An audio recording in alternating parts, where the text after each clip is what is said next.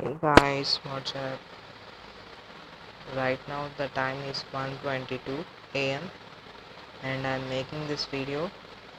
I also got a small doubt regarding uh, mounting, uh, how not to mount a Pokemon or not to ride a Pokemon.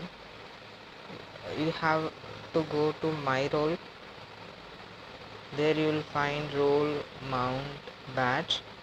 In that you have to go for mount and you have to simply cancel it so that you can't ride any Pokemon right now. You can simply choose from the Pokemons which you want to follow.